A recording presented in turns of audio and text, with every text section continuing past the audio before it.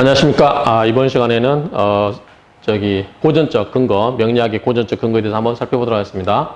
자, 명리학을 부르는 말은 여러 가지가 있어요. 명리학은 부르는 말이 여러 가지가 있다.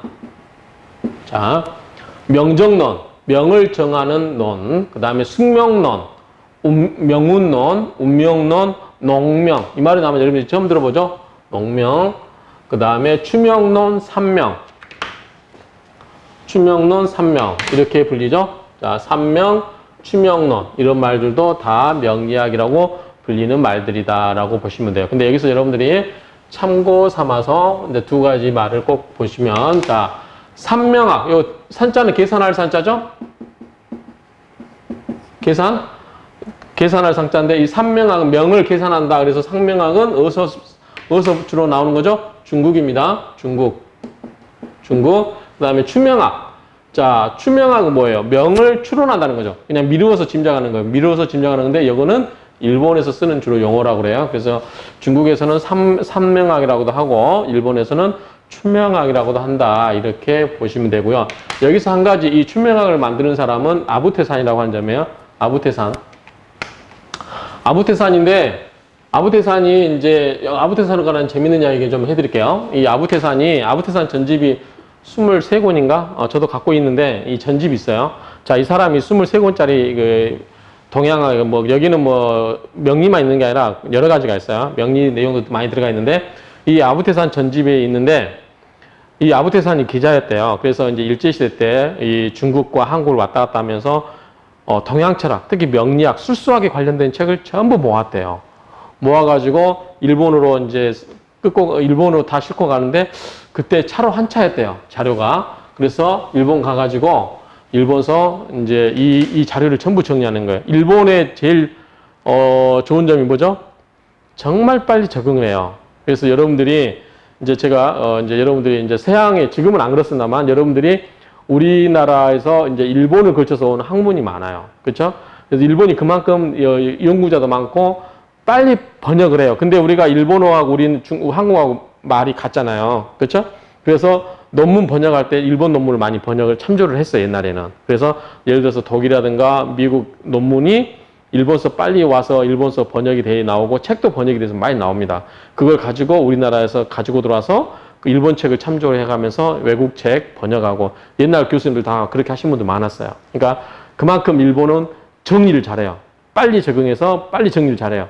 그게 대표적인 게 이제 술수학에서도 아부테산 전집 이런 분이 있는데 어쨌든 아부테산이 추명학이라고 했다라고 이야기하시면 돼요. 자, 우리 한국에서는 운명학, 명리학 다 쓰죠. 그래서 어쨌든 우리 한국에서는 역술은 이제 음양오행을 바탕으로 사람의 운명을 연구하는 방법과 기술 등을 통칭한다. 이렇게 정의할 수 있습니다. 그런데 이제 여기가 역술이 있고요. 역술이 있고 역학이 있어요. 역학. 자, 역학이 있는데 역술은 이제 명리학이나 이런 걸 의미하겠죠. 당연히 명리학. 역학은 뭐냐? 이거는 철학이에요. 철학. 동양 철학. 같은 음양을 해요. 음양을 하는데 이제 역학은 나중에 나오겠습니다만 특히 주역 같은데 공부하면 이 역학이란 말 많이 나오죠. 그래서 이 역술은 약간 술수적인 사람의 운명을 예측하는 술수적인 특성이 강한데 역학은 그 사람의 이제 그 운명보다는 여러 가지 이제 우주 질서, 하늘의 질서 이런 식으로 좀 하는데 어쨌든 같은 음양 갖고 음양 오행을 하지만 그래도 역학은 철학적인 좀 요소가 강하다 이렇게 보시면 될 것 같아요. 그런 이야기예요. 여기 보면 10번이 각주분이 어느 분이 쓰셨을까요? 10번이 김동환 선생님이 쓰셨네요. 김동환 선생님이 이제 역학이 이제 좀 더 학문적이다. 같은 음양으로 오행을 바탕으로 해도 동양적인 학문적이다라고 이제 우리 김동환 선생이 이렇게 쓰셨네. 어쨌든 좀 약간 큰 차이는 없는데 그래도 아까 얘기했던 우리 그 동양 철학의 규범론적인 동양 철학, 노노맹자 이런 식으로 사람은 어떠 해야 된다. 어떤 것을 수련해야 된다. 이런 규범론 측면은 아니에요. 분명히 여기도 음양 오행의 같은 동양 철학이긴 하지만 좀 더 여기는 좀 학적인 냄새가 난다. 그 정도 이해하시면 될 것 같아요. 자, 술수. 자, 술수는 우리가 곤모술수도 쓰고 많이 이제 그런 이야기 나오는데 술수는 보면 이제 운명 계산하기예요. 자, 명리학은 술수의 한 분야로서 술수 또는 수술, 방술 뭐 여러 가지가 이렇게 쓰고 있어요. 자, 방술은 방기와 수술을 합쳐서 부는 말을 이끈다. 이렇게 하고 있어요. 요거는 아마 이제 우리 원광대 박정윤 교수님 이제 그 교재 명리학개론 교재에서 나온 앞에 부분은 대부분 우리 원광 뒷달대 박정윤 교수님 그 교재를 참조를 많이 했습니다. 제가 거기를 나왔기 때문에 참조를 했고 거기에 이제 필요한 저의 다른 분 뭐 조용원 선생 책이나 김동환 선생, 뭐 백동환 선생, 백관영 선생 뭐 이런 분들 책을 좀 참고를 했습니다. 자, 술수의 분류를 보겠습니다. 자, 술수. 자, 제가 그 명리학의 위상에 관한 그러한 동영상을 찍은 적이 있어요. 거기서 이제 우리가 천지인, 그래서 천은 천문학이다. 그쵸? 천문학.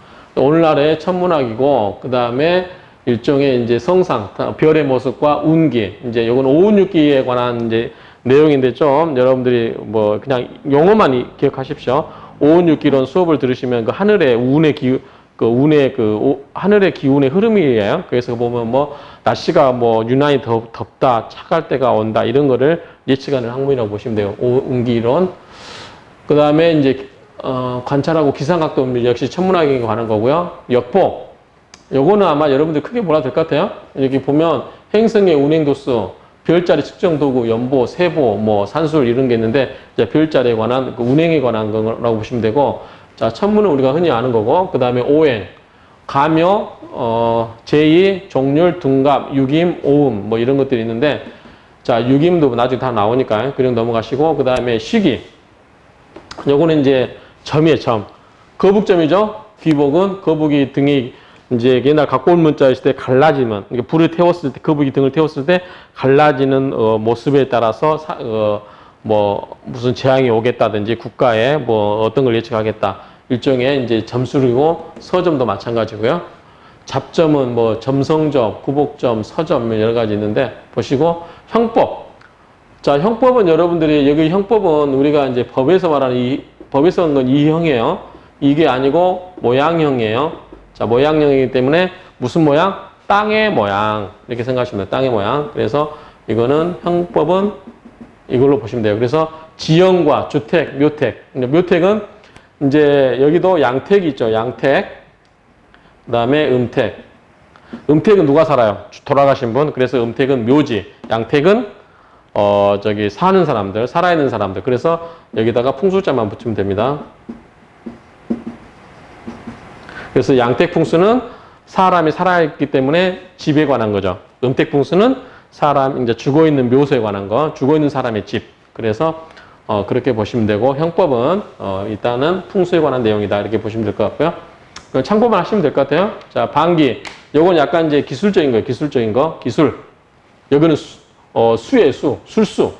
그렇기 때문에 이제 좀 차이가 있다. 자, 의경. 의석있죠, 오늘날에 의대생들이 하는 거, 뭐 생리학, 병리, 진단, 뭐 한의학, 뭐 이런 관련된 걸로 보시면 되고, 의경.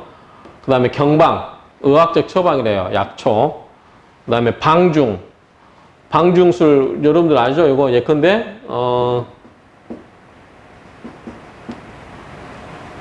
아니죠? 이거 황제 이렇게 안 쓰죠.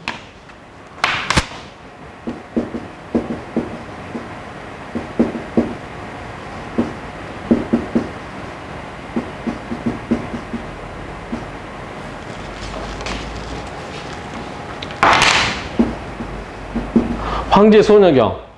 황제소녀경 아마 이제 읽어보신 분도 계시겠지만 이게 일종의 방중술이에요. 이 소자가 소녀 소자가 아닙니다. 이 소녀가 아닙니다. 이 소자입니다. 일단은 황제소녀경을 읽어보신 분들은 이제 거기 보면 이제 임금은 이제 옛날에 여자를 마음대로 취할 수 있었죠. 그래서 최대한 임금의 기를 소진시키지 않으면서 성관계를 할 수 있는 그런 내용을 기술하고 있는 거고요. 방중술. 신설은 이제 우리가 도교, 이거 일종의 도교적인 측면이 강해요. 도교 양생술. 이제 앞에 자가 이제 붙으면 될 것 같아요. 도교 양생술 하면 이제 그 도인들, 도 닦는 거. 어떻게 하면 오래 살고, 이게, 도교 양생술 저도 수업을 들어봤습니다만, 좀 약간 보면 처음에 좀 허무맹랑해요. 무슨 연단을 어떻게 하고 이게 해서 오래 살고 어떤 사람은 몇백 년 살고 막 이런 이야기 나오는데, 어쨌든 이 사람의 이 양생술에 관한 거다. 도교 양생술. 그렇게 보시면 될 것 같아요. 그래서 여기 보면 천문, 역보, 오행, 시기, 잡점, 형법, 의견, 경방, 방종, 신선 이런 게 있는데 양생술 잘해가지고 신선될 수 있으면 좋겠죠. 아무튼 그런 내용들이 있다라고 보시면 될 것 같아요. 자, 이번 시간에는